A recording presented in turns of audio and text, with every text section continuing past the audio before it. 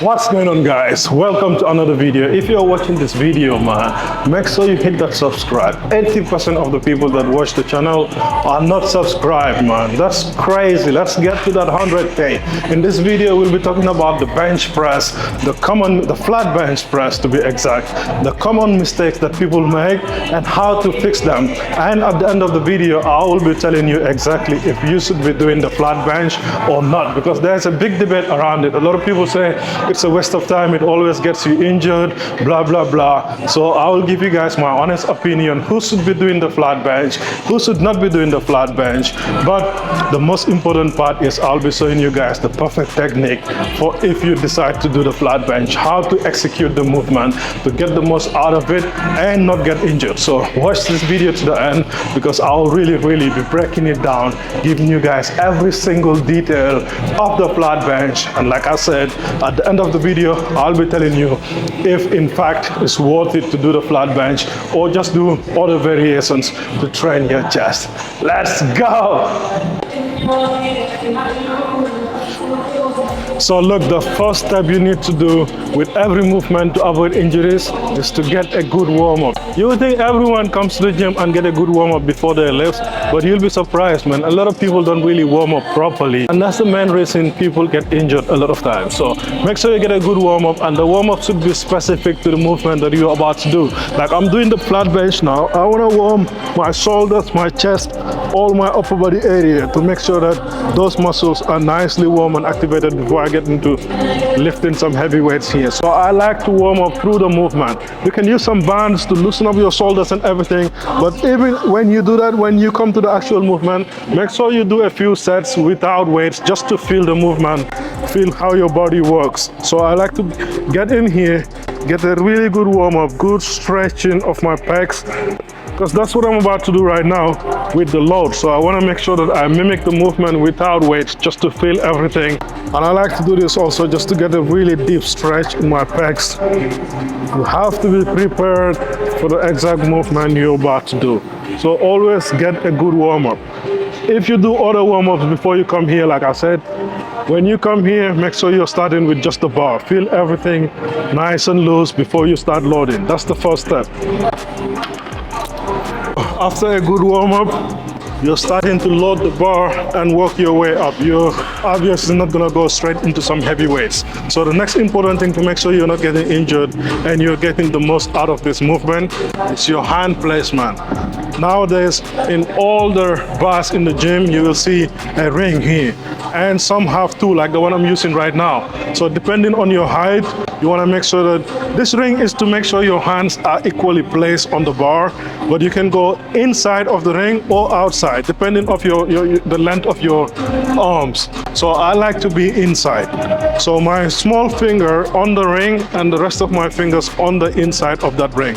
That's where I feel the most comfortable, the most strength, because if I go wider, now I open up my shoulders more and I feel weak there and very unsafe, very unstable. So I like to be closer to my center line. So I keep my hands in, but you can use whatever is comfortable for you, inside the ring or outside the ring. Just make sure that on both ends, your hands are placed equally on the ring so that the weight is not off balance, because you get injured when you like one hand out, far out here and one hand inside. So you're not balanced on the bar.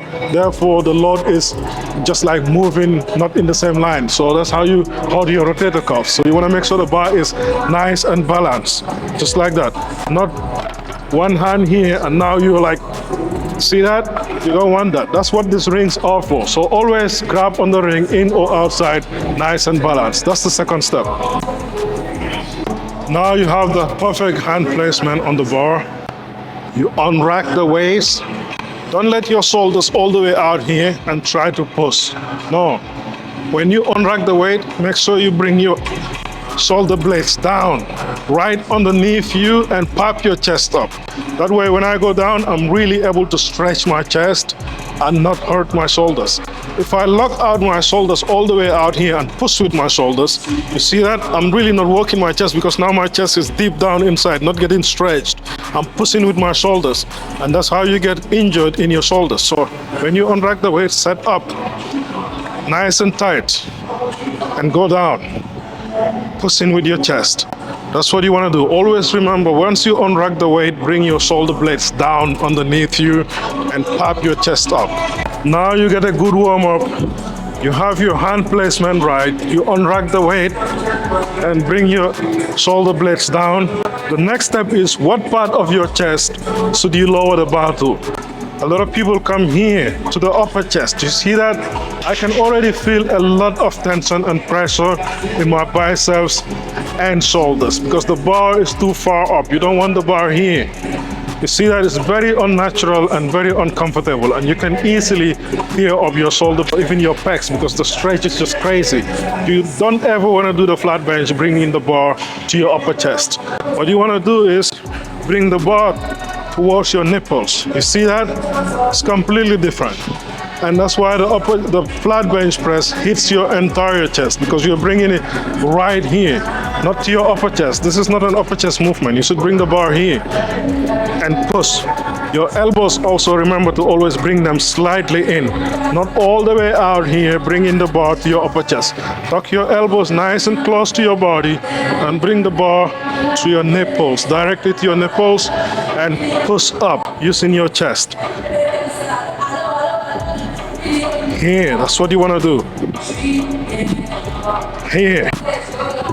Another big thing I want to touch on is your grip. Like, a lot of people like to grip the bar here with their thumbs over the bar.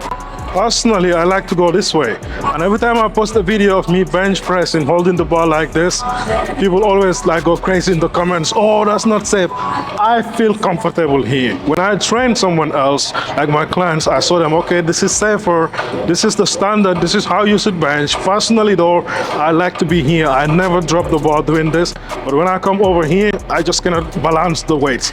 So I always hold the bar this way.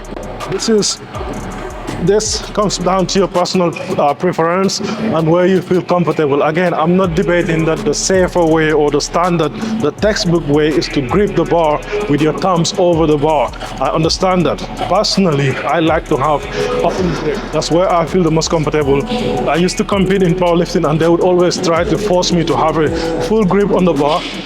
At one competition, I got disqualified because of that, because I could not do it to save my life, bro. I cannot bench that way, so I always bench this way. But again, the safer way to do it is to grip the bar if you're comfortable with that. That's something you have to just find whatever works best for you.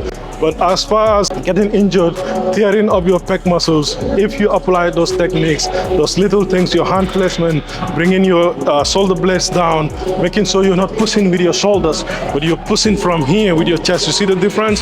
If I bring my shoulder blades to the front, I'm pushing with shoulders. If I bring my shoulder blades back, I'm pushing with my chest. You see that? That's what you want to do.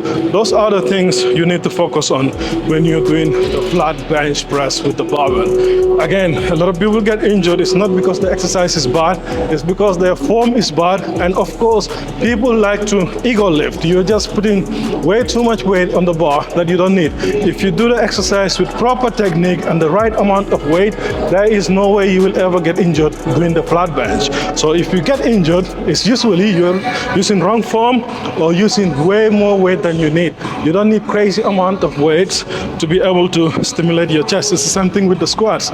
You're gonna say squats are bad? I don't think so. But if you go and put way more weights than you can handle, you have a risk of messing up your lower back, your knees, and all of that. But if you squat with good form and the right amount of weight, you will never get injured from squats. So none of these exercises are 100% safe. Definitely they're not safe if you do it wrong. It's about doing the exercise with good form, good warm-up, good progression, and good technique using the right amount of weight. That's the only way you can avoid injuries. If you go crazy, ego lift, and also a lot of people load the bar. I forgot to mention, they're just doing half reps. They never really go fully down, stretching their pecs to where like the bar is touching their chest or really close. They just stop here. you're just working shoulders. In order to build the muscles, to grow the muscles, you really have to make sure you're stretching the muscle. And if you're using crazy amounts of weights to where you can do full reps, you just look stupid, bro.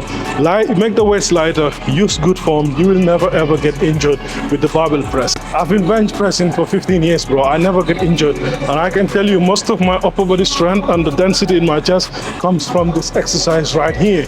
But I'm always doing it with good form. I can come here and do 4 plates. But most of the videos of me bench pressing, you see me doing 2 plates and a half or 3 plates.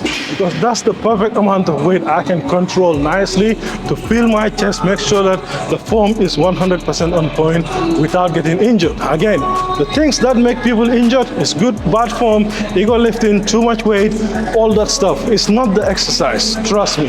Anyways, I hope you guys find this video useful. But again, you don't have to do this, by the way. It's not a must. It's not like if you don't do this, your chest will never grow. You can do flat bench with barbell, with machine. You can do flat bench with the dumbbells, with machines. There are a million ways you can do this form of movements. There are many variations, many options. So you should use the one that works best for you. But don't just say, oh, this is a bad exercise, you should not do it. Squats are bad, deadlifts are bad, it gets you injured. That's not what gets you injured. It's not the exercise, it's your technique, it's your ego lifting, it's your wrong form. That's what gets you injured. And what I'm saying is you can get injured with any exercise if you do it wrong.